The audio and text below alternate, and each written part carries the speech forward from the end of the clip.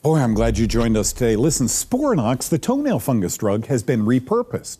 It now can be used for another cause. You know what it is? Cancer. Amazing. I want to talk to you about that in the opening of today's show.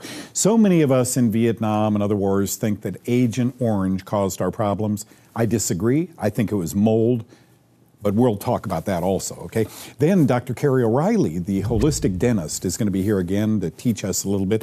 Daniel is talking about high planks and low planks. My core is just screaming just knowing that. And of course, we're going to go into the kitchen with Lindsay, this time for something called pumpkin curry soup. It's starting to get cold outside, right? Or it's going to be. Mwah. This stuff was amazing. All that and a whole lot more on today's Know the Cause. My name is Doug Kaufman. For the past 40 years, I've dedicated my life and even my career to finding the root cause of disease. Join me in a team of physicians, pharmacists, and scientists, and soon you too will know the cause.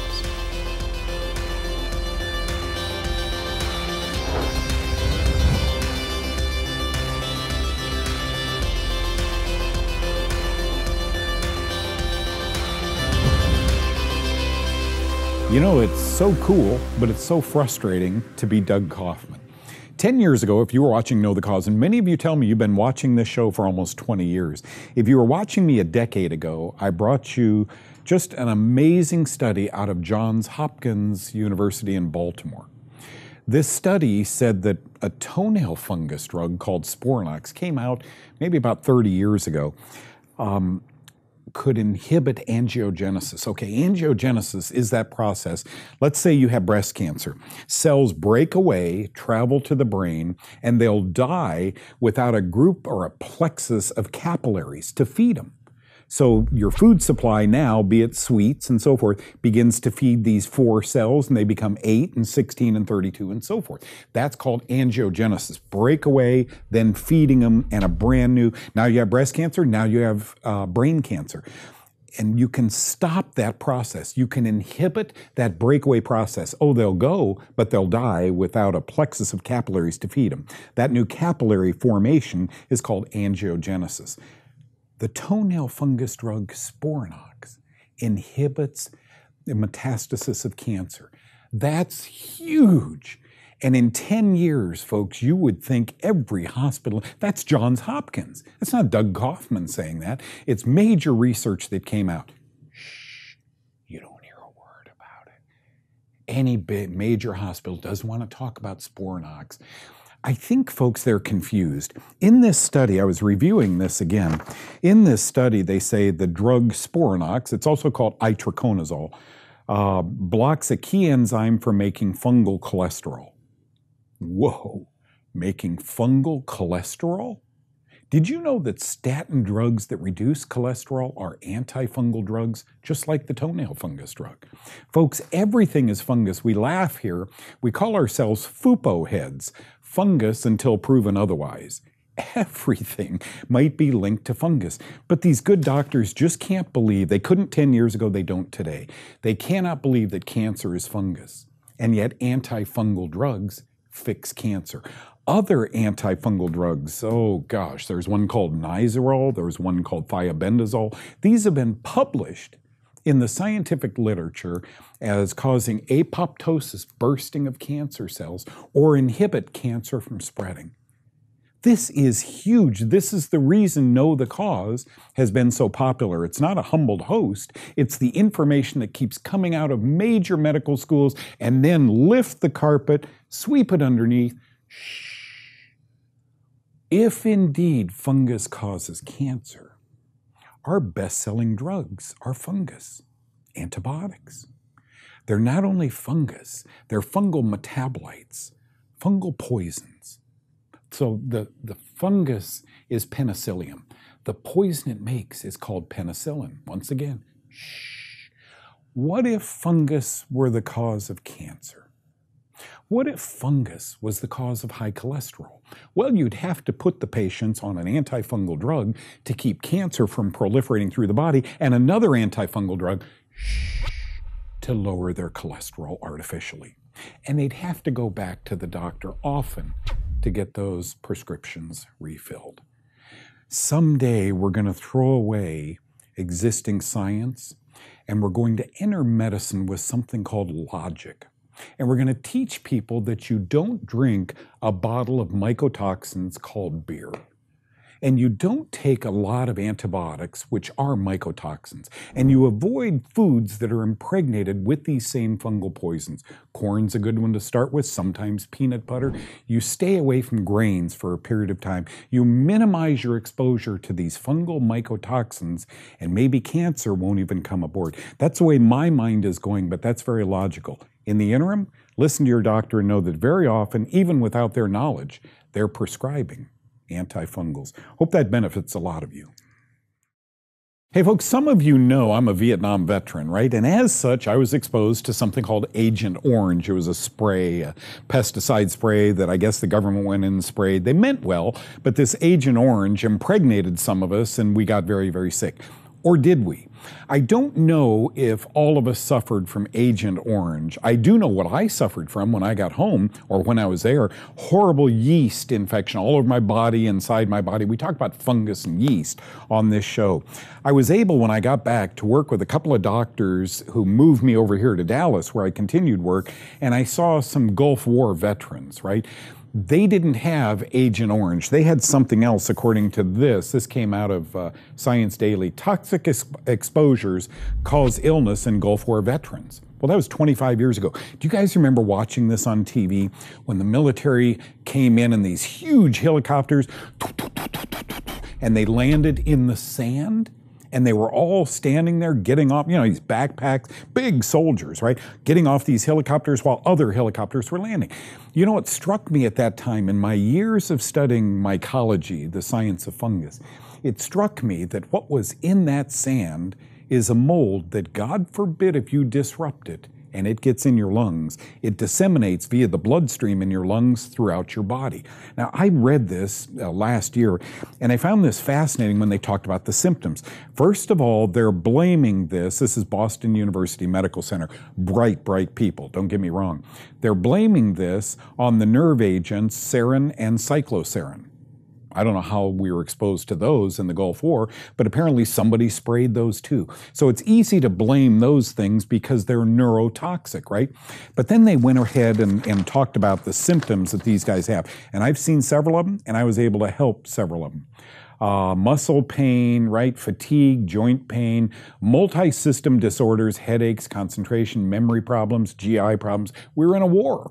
War is hell. It wasn't easy, but I don't think it was sarin. Let me share with you a couple of things. Number one, these fungi are known neurotoxins. So is sarin gas, and I guess maybe they sprayed that on the veterans over there too. But what struck me was when I saw 2 or 3 or 4 of these men and women who had come back suffering from Gulf War syndrome, how well they responded. All of those symptoms I read you, don't those mimic fungal symptoms in the body? Know that certain fungi are neurotoxic, including that fungi that can grow in the sand. It blew me away the day I saw this happening in the 90s, all of the helicopters landing. My appetite was whetted. I was hungry for more information, and around that same period of time, I realized this stuff is more than in the dirt or growing on our trees or in our air ducts. This fungus can live in sand. First thing we saw was the brave men and women landing in helicopters. I suppose 100% of them got off those helicopters and inhaled. Let me tell you what I would do if I was a man or a woman and 25 years later I still had Gulf War syndrome. If you always do what you've always done, expect the same results, right? You're taking a lot of medicines, you're seeing a lot of doctors, you're miserable, folks. I was too. I did things a little bit differently. I've always been inquisitive. I wanted to know the cause of my health problems, right? And so I began digging and digging. And it turns out this yeast that was growing on my body was also growing inside me. And guys and ladies who are over there know that in that sand was a lethal spore that if it's growing in your lungs slowly right now, you are becoming more and more miserable. Maybe it was these 2 neurotoxic sprays they sprayed on you, but what's it going to hurt you to take 2 months and go on the Kaufman diet that starves this very fungus that grew in the sand? and then ask your doctor for a couple of antifungal drugs. This information is all over my website. It's all over. Look around, shop, see if by going off fungus and avoiding feeding it, you'll get better. It'll only take a couple of months. Glad to share that information with my fellow veterans.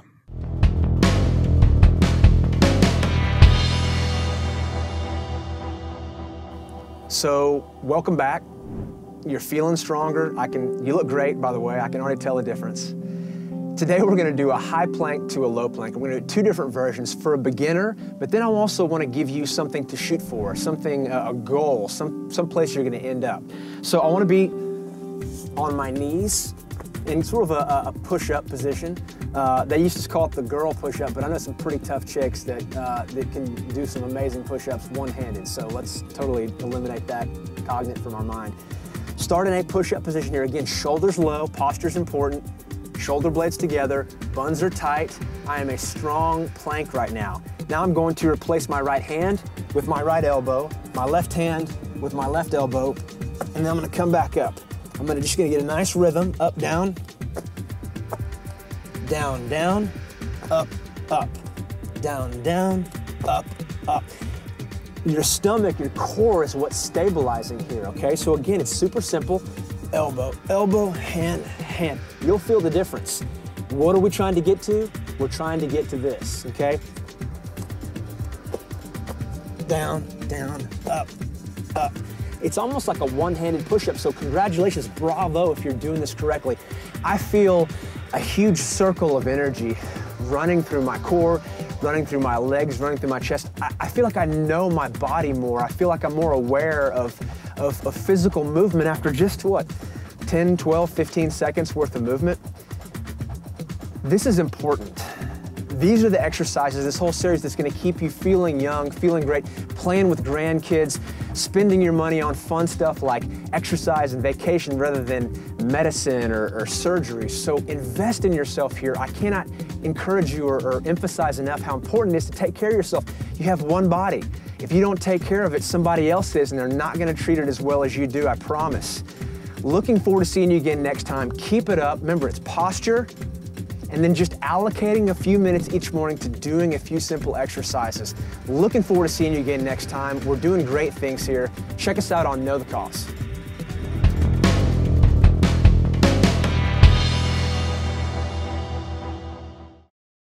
We're going to visit a little bit with Nurse Jenny Herbachik about hydrochloric acid in the cancer patient. And then Dr. Carrie O'Reilly, a holistic dentist, talks about everything holistic with regard to the mouth. If I lived in San Diego, this would be my dentist. Get ready, watch this.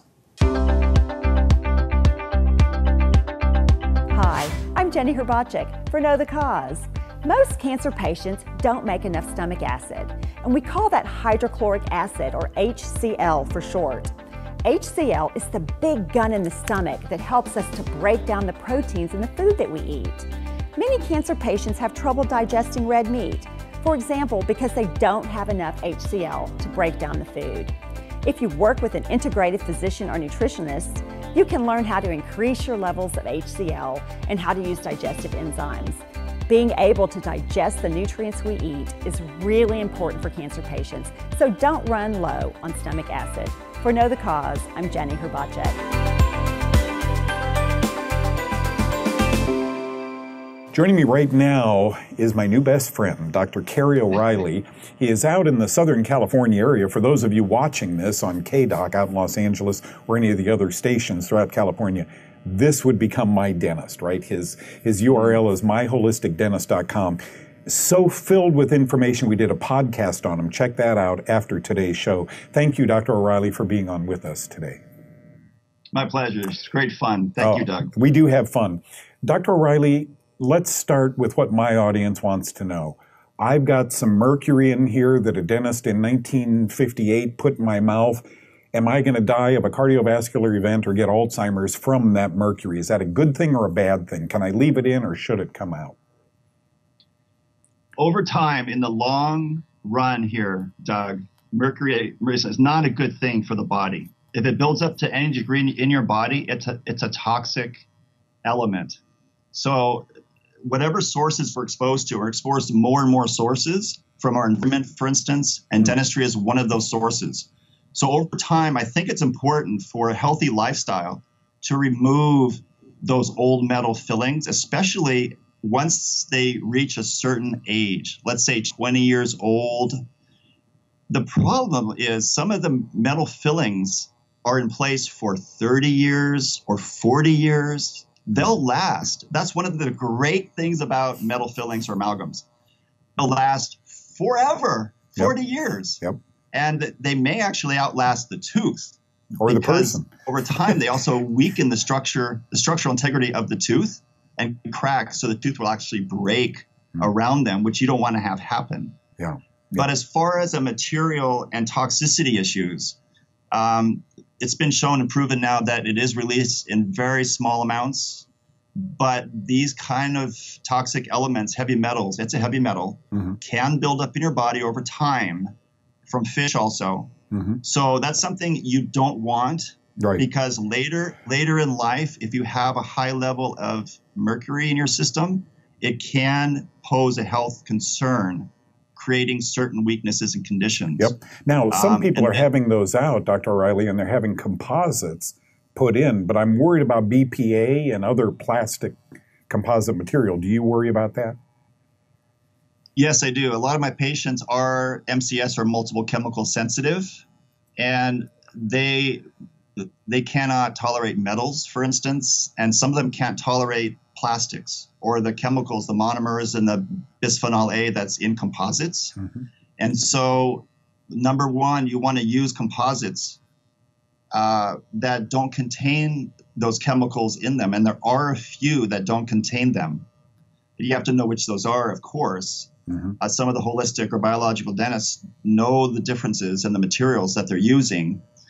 And the second thing is, it's important how these materials, like these old fillings, old metal fillings and old composites, sometimes are removed during the dental work. Like if you're doing a new filling or crown and you need to remove the metal, you don't want to be exposed to the metal in those fillings while they're coming out of your tooth.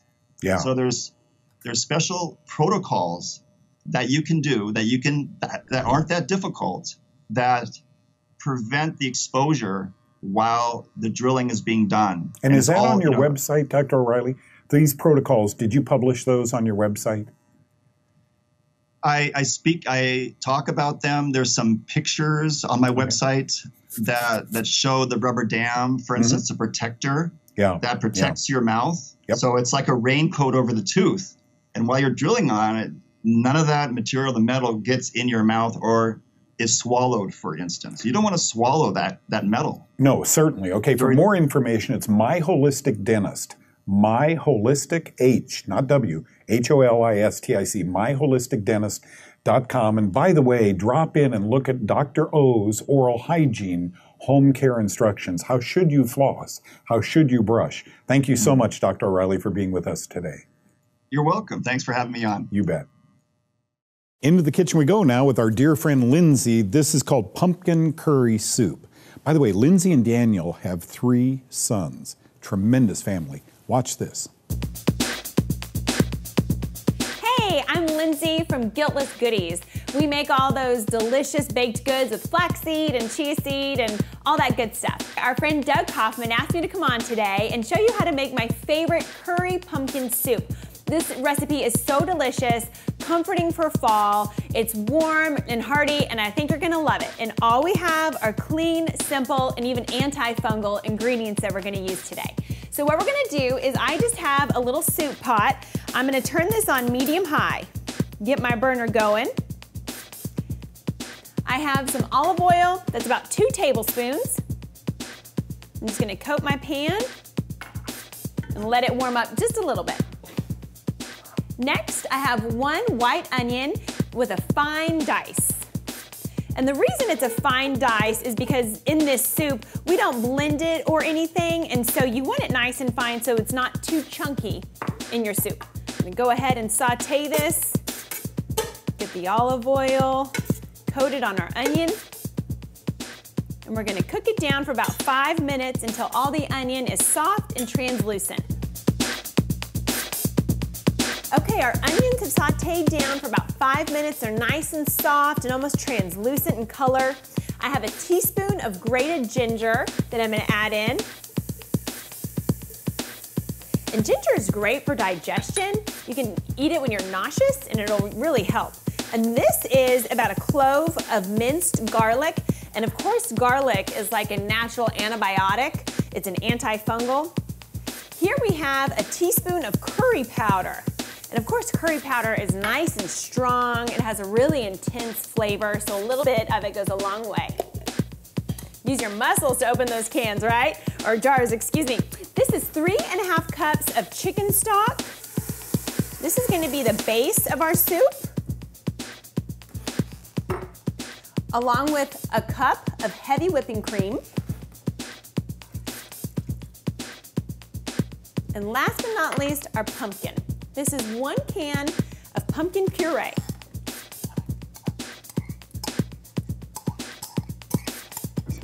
And pumpkin is so good for you too, guys. It's loaded with vitamin A, vitamin C, magnesium. It's good for your heart health and your skin health. Helps clear up skin. It helps rejuvenate your skin cells. Just mix it together.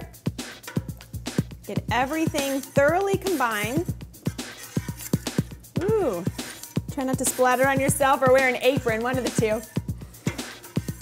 And once it's all mixed, we're just gonna turn the heat to about medium low, and we're gonna let it simmer for 30 minutes, which is gonna let it thicken up and create a nice thick soup.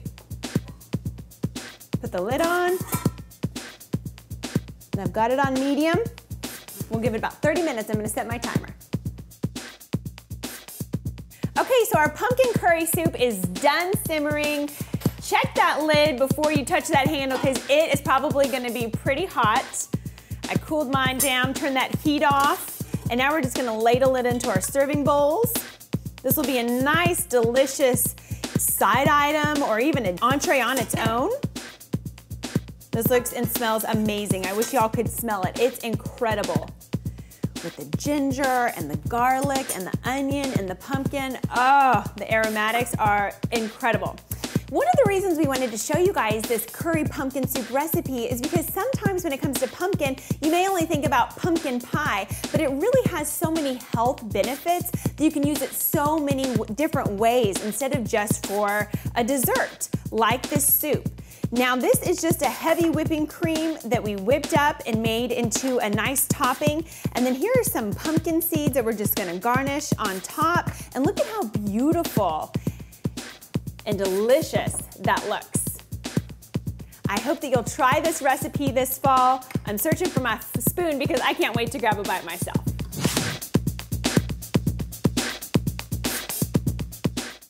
That soup was about as good as any soup ever gets. Thank you, Lindsay. Thank you all for joining us today. By the way, the guests are all wonderful. I love each and every one of them. But without your eyes, you as a guest, this would be impossible. Thank you for honoring us and enjoying the show, telling your friends about the show. What does it mean when an antifungal drug kills cancer or inhibits cancer from spreading? Doesn't it mean there must be some fungal link to cancer? We're going the right way. Also interesting about Agent Orange, isn't it? I mean, we were all told when we got back in Vietnam, look, the government will give you a check because you were injured by Agent Orange. I don't get that check because I think fungus injured us more than Agent Orange. God bless you guys. I'll see you next time. Bye-bye.